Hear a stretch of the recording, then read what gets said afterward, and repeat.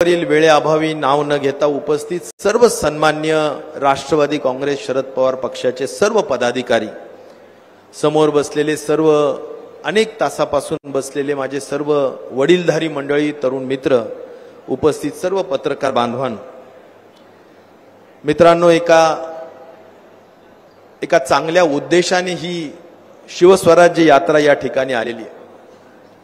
उद्देश हे की शिवछत्रपतींच्या विचाराचं स्वराज्य निर्माण झालं पाहिजे, रयतेचं राज्य आलं पाहिजे। 18 पगड जाती आणि 12 बलुतेदारांना ज्या पद्धतीनं त्या काळी, शिवकालीन काळी छत्रपतींनी सर्वांना बरोबर घेऊन राज्य केलं, ते राज्य आलं पाहिजे। या ठिकाणी न्यायाचं राज्य आलं पाहिजे। हे राज्य निर्माण करायचं असेल तर सध्याच्या राज्याचा अभ्यास करावा लागतो आणि त्यामुळे सध्याचं राज्य आपल्याला हेच सांगत आहे की हे राज्य कुठेही नीतिमत्तेला धरून नाही, नैतिकतेला धरून नाही, या राज्यामध्ये पारदर्शकता नाही, या राज्यामध्ये खऱ्या अर्थाने जर आपण सांगितलं तर या राज्यामध्ये कुठेही तात्विकता नाही। आणि म्हणून हे राज्य जर आपण बघितलं तर आपल्याला शेकडो उदाहरण देता येतील की जे या पथनाट्यामध्ये किंवा आपल्या समोर सादर झालेल्या या सांस्कृतिक चांगल्या कार्यक्रमांमधून सुद्धा एक संदेश देण्याचा कार्यक्रम झाला। त्यातून सुद्धा लक्षात येईल की हे राज्य सुडाचं राजकारण आहे, या राज्यामध्ये फोडाफोडीचं राजकारण आहे। आणि म्हणून आपण पाहिलं की लोकशाही धोक्यात आलेली आहे, संविधान धोक्यात आलेलं आहे, अशा स्वरूपाचं हे राज्य आहे। आज लहान मुलाला जरी विचारलं की शिवसेना कुणाची, तर ती बाळासाहेब ठाकरेंची। आज कुणाच्या दावणीला जाऊन शिवसेना बांधली, धनुष्यबाण कुणाच्या दावणीला जाऊन बांधला। 10 जून 1999 ला आमच्यासारखे सगळे लोक, लाखो लोक त्या ठिकाणी मुंबईला गेले आणि राष्ट्रवादी काँग्रेसची स्थापना झाली। आज ती राष्ट्रवादी काँग्रेस कुणाच्या दावणीला जाऊन बांधली? ते घड्याळ चिन्ह ज्याच्यावर आमच्यासारखे लोक 5 वेळेस आमदार झाले, आज ते घड्याळ चिन्ह कुणाच्या दावणीला जाऊन बांधलं। आणि त्यामुळे ही सगळं जर परिस्थिती बघितली तर आपल्याला एक लक्षात येईल की सत्तेचा दुरुपयोग करण्याचं काम चाललेलं आहे। या राज्याला अगदी 2 वाक्यात सांगायचं म्हणलं तर सुप्रियाताईंनी फार चांगल्या पद्धतीने सांगितलं की आईस म्हणजे इन्कम टॅक्स, सीबीआय आणि ईडीचा गैरवापर करून राज्याच्या अनेक नेत्यांना नामोहरम करण्याचं काम केलं। या राज्याला एमबीबीएस म्हणावं। एम म्हणजे महागाई वाढवणारं राज्य, बी म्हणजे बेरोजगारी वाढवणारं राज्य, दुसरं बी म्हणजे मोठ्या पद्धतीने भ्रष्टाचार करणारं राज्य, असं हे सरकार आहे, एमबीबीएस सरकार। या ठिकाणी आपल्याला एवढंच सांगायला पाहिजे की महागाई आज तुम्ही दररोज दैनंदिन बघितलं, सगळ्या गोष्टी मित्रांनो महाग झाल्या। आपल्या जेवणाचा खर्च हा जवळजवळ 70% वाढला, पण उत्पादन किंवा उत्पन्न आपलं वाढलेलं नाही। गॅसचा खर्च वाढला, पेट्रोल डिझेलचा खर्च वाढला, जीएसटी प्रत्येक ठिकाणी आपल्याला लागू आहे। आपल्या खिशातून पैसे काढून घेण्याची यंत्रणा आज सरकारजवळ मोठ्या पद्धतीने आहे आणि त्या दृष्टिकोनातून आज आपण पाहण्याची आवश्यकता आहे। प्रामुख्याने जर पाहायचं असेल तर भ्रष्टाचार, तुम्ही सगळे अनेक सरपंच असाल, कार्यकर्ते असाल, मला म्हणायचं प्रशासनावर काही यंत्रणा, काही वचक राहिलाय का या सरकारचा?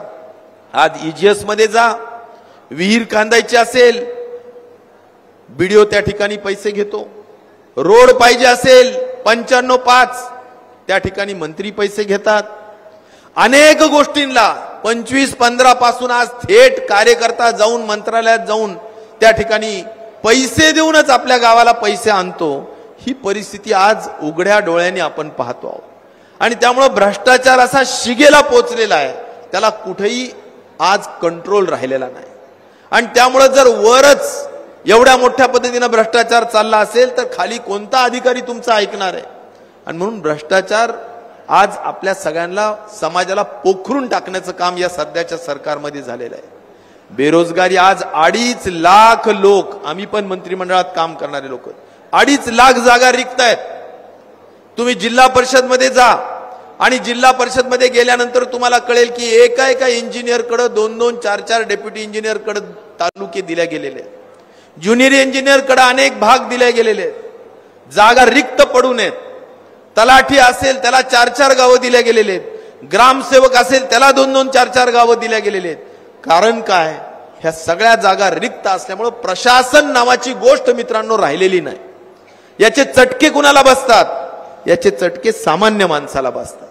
हेलपाटे कुणाला मारावे लागतात? सामान्य माणसाला मारावे लागतात. आणि मग याला जबाबदार कोण आहे? हे सगळं प्रशासन खराब करायला जबाबदार कोण आहे? हे सध्याचं सरकार आहे. त्यामुळे जागा भरल्या जात नाहीत. आपल्या तरुण सुशिक्षितांना ज्यावेळी नोकऱ्या मिळाव्यात अशा पद्धतीची काही गुंतवणूक उद्धव ठाकरे साहेब मुख्यमंत्री असताना, आम्ही मंत्रिमंडळात असताना आली. 4 लाख कोटी एवढी गुंतवणूक या ठिकाणी आली. त्यातले 17 मोठे उद्योग उचलून गुजरातला गेले. एका उद्योगात लाख लोकांना रोजगार देण्याची क्षमता होती. आज हे सगळे उद्योग तिकडे गेले. हे राज्य सरकार ब्र शब्द काढू शकत नाही. त्याचं कारण हे संपूर्ण गुजरातच्या त्या ठिकाणी अंडर काम करणारं हे सरकार आहे. गुजरातच्या पुढे शब्द बोलू शकत नाही असं हे सरकार आहे. आणि त्यामुळे आपल्याला सगळ्यांना आपल्या महाराष्ट्राच्या स्वाभिमानाला जाग करून होत असलेल्या अन्यायाला दूर करण्यासाठी एकच मार्ग आहे. येणारी विधानसभा आपल्याला मित्रांनो निश्चित प्रकारे लोकशाही आघाडीचं सरकार आणलं पाहिजे आणि ती खुणगाड बांधून आपण आज गंगाखेडच्या सभेतून उठलं पाहिजे. मी तुमच्या सगळ्यांचा मनापासून आभारी. जरूर आपण काही 2-5 हजारांनी कमी पडलो असेल, परंतु आपण आपला लोकसभेचा खासदार या ठिकाणी निवडून दिला. आज त्याच पद्धतीनं आपल्याला महाविकास आघाडीचं सरकार सुद्धा आणल्याशिवाय गत्यंतर नाहीये. या राज्याला मित्रांनो 100% कर्जबाजारी करून टाकलेलं आहे.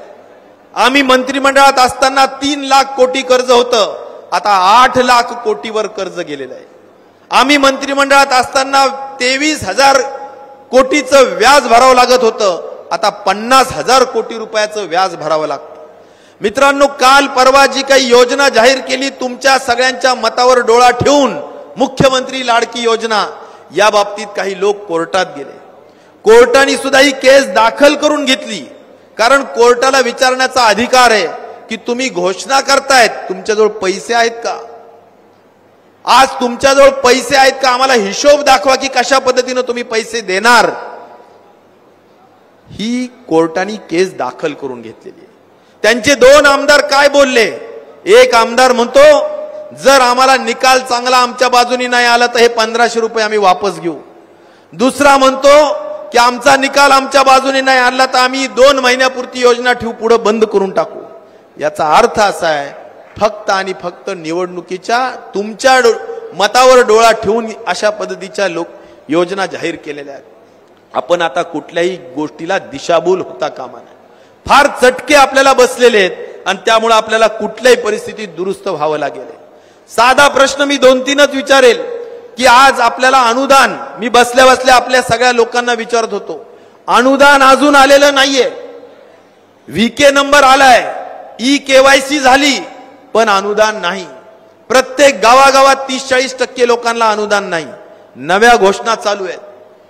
पीएम किसान योजना, तुम्हाला प्रत्येक महिन्याला 1000 आणि 12 महिन्याला 12,000 रुपये आम्ही देऊ अशा पद्धतीची घोषणा आहे. 6 महिने झाले पीएम किसान योजनेचे पैसे अजून आलेले नाहीत. याचा अर्थ पुढचं पाठ मागचं भुईसपाट अशा पद्धतीची परिस्थिती आहे. यांच्याजवळ कुठलाही गोष्टी नाही. सीएम किसान योजना सुद्धा यांनी जाहीर केली, पैसे दिलेले नाही. आज यांनी अलीकडच्या काळात आम्ही तुम्हाला सोयाबीनला आणि कापसाला भाव दिलेला नाही म्हणून 5,000 रुपये त्यांनी अनुदान जाहीर केले. कुणाला जाहीर केले? ज्यांनी या ठिकाणी ई पीक पाहणी म्हणजे तुमच्या ई पीक पाहणीचा सातबारा ज्याच्याजवळ असेल त्याला जाहीर केले. आज कित्येक जागेवर आपण ई पीक पाहणी केलेली नाही. अशा अनेक लोकांना त्या ठिकाणी हे अनुदान येऊ शकत नाही. म्हणून या सगळ्या गोष्टी खऱ्या अर्थाने बोलाची कडी, बोलाचा भात, लबाडाचं जेवण, निमंत्रण आपण खाल्ल्याशिवाय खरं मानायचं नाही अशा पद्धतीची परिस्थिती आहे. म्हणून या सगळ्या गोष्टी मित्रांनो आपण लक्षात ठेवण्याची आवश्यकता आहे. मी आज आपल्या गंगाखेडमध्ये आणि परभणीमध्ये मला जी माहिती आहे, साधारणपणे भ्रष्टाचार एवढा बोकाळलाय आणि आपला माणूस बघून फक्त पैसे द्यायचा एवढं काही ह्या सरकारचं काम चाललंय की डीपीडीसी मधले पैसे, कोल्हे साहेब या ठिकाणी डीपीडीसी मधले पैसे मागच्या वर्षीचा 1 रुपया सुद्धा खर्च होऊ शकला नाही, कारण पैसे वाटपच होऊ शकले नाही. सगळे आपल्या आपल्यावर देण्याचा प्रयत्न केला. प्रकरण कोर्टात गेलं, कोर्टाने स्थगिती दिली आणि आज परभणी जिल्ह्याच्या विकासाचा लागणारा पैसा आज रखडलेला आहे. या गोष्टीला कारणीभूत कोण आहे? सध्याचं सरकार आहे, सध्याचे पालकमंत्री आहेत. आणि म्हणून या सगळ्या दृष्टिकोन आपण लक्षात घेतला पाहिजे की कशा पद्धतीने हे काम चाललंय. इथले सगळे जे काही लोकप्रतिनिधी म्हणवतात, कोणी कारखान्याच्या संदर्भातले भाव देत नाहीत, वेगवेगळ्या मार्गाने या ठिकाणी दादागिरी केली जाते. मला वाटतं आमच्या घनदाट मामांनी खूप चांगल्या पद्धतीने त्याचं वर्णन त्यांच्या भाषणामध्ये केलंय. आपल्याला या सगळ्या गोष्टीची नोंद फक्त निवडणुकीच्या निमित्ताने घेता येईल. आणि मला आनंद आहे की आपल्या गंगाखेडमध्ये अनेक लोक नवीन नवीन आपल्या पक्षामध्ये आलेले. काँग्रेस पक्षाचे नेते काही चौधरी साहेब या ठिकाणी आलेत, अनेक या ठिकाणी मला वाटतं नीरज साहेब या ठिकाणी आले. या सगळ्यांमुळे राष्ट्रवादी काँग्रेस अजून मजबूत झाली. मी त्यांचं सुद्धा मनापासून सगळ्यांचं स्वागत करतो आणि या पक्षामध्ये सुद्धा त्यांचं अभिनंदन करतो, स्वागत करतो. पण आता गरज एवढीच आहे की आपल्याला या सगळ्यांचा परिणाम काय व्हायचा असेल. काही लोकांनी प्रश्न विचारला की आपण ही जागा सोडून घेणार का? जरूर आम्ही सगळेजण कोर कमिटीमध्ये आहोत की जागा कुठली कुठल्या पक्षाला सोडावी यामध्ये आम्ही सुद्धा आहोत. जरूर मी आपल्या सगळ्यांना विनंती करेल की आम्ही आमचा 100% प्रयत्न करू की ही जागा राष्ट्रवादीला सुटली पाहिजे. आणि त्या दृष्टिकोनातून आपण सगळ्यांनी एक जीवानी साथ द्या एवढीच विनंती आपल्याला करतो. आणि आपले लोकप्रिय खासदार आदरणीय अमोलदादांना विनंती करतो की त्यांनी मार्गदर्शन करावं. धन्यवाद. जय हिंद, जय महाराष्ट्र.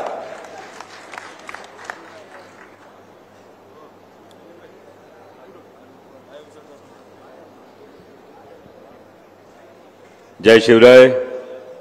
शिवस्वराज्य यात्रेच्या या गंगाखेड मधल्या सभेसाठी मंचावर उपस्थित असणाऱ्या राष्ट्रवादी काँग्रेस पक्ष शरदचंद्र पवार पक्षाच्या महिलांच्या राष्ट्रीय अध्यक्षा, राज्यसभेतल्या उपनेत्या खासदार आदरणीय फौजिया खान मॅडम, कोविडच्या काळामध्ये त्यांच्या प्रत्येक शब्दावर महाराष्ट्राचा श्वास वर खाली होत होता आणि अत्यंत स्वतःचं दुःख बाजूला ठेवून ज्यांनी महाराष्ट्राचं सुख पाहिलं ते माजी आरोग्य मंत्री राजेश भैया टोपे, प्रदेश युवकांचे अध्यक्ष महबूबभाई शेख, नागेशजी फाटे, पंडितजी कांबळे, माजी आमदार सीताराम मामा घनदाट, सुनीलजी गव्हाणे, माननीय विजयरावजी गव्हाणे, भीमरावजी हत्तीअंबिरे, भरतदादा घनदाट, रमाकांतजी कुलकर्णी, संजयजी गायकवाड, रितेशजी काळे, डीआरजी फुलसुंदर, झाकीरभाई लाला,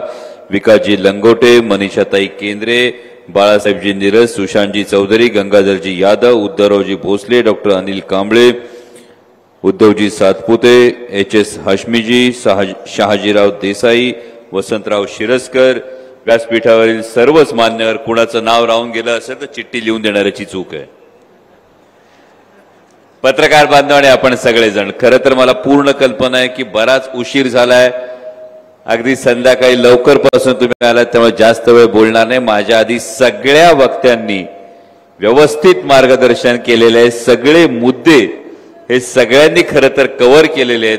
त्यामुळे वेगळं खरं तर काही बोलण्याची आणि फार जास्त वेळ बोलण्याची आवश्यकता आहे असं मला वाटत नाही. कारण मुळात 2 फार महत्वाच्या गोष्टी फक्त आपल्याला सांगायच्या. एक म्हणजे आधी तुम्ही संध्याकाळपासून इथं बसलात, तुमचा वेळ वाया गेला नाही, तुमचा वेळ सत्कारणी लागला. जो कोणी तुमच्या मनातला आमदार आहे हा सत्तेतला आमदार असणार आहे, ही काळ्या दगडावरची रेग आहे. आणि हे मी नाही सांगत, याची कबुली स्वतः भारताच्या निवडणूक आयोगानं अप्रत्यक्षरित्या दिलेली आहे. बघा, कॉलेज होतं, कॉलेजमध्ये ज्याचं चालत होतं, कॉलेजच्या मालकाचा जे पोरग होतं त्या पोराचा अभ्यासच झाला नव्हता परीक्षेला, आणि त्या पोराला रोज वाटायचं परीक्षेत नापास होईन का काय, परीक्षेत नापास होईन का काय. पोरांनी लय प्रयत्न करून बघितले, गाईड बघितलं, कॉपी बघितली, समज केलं, पर तरी बी काय पोराची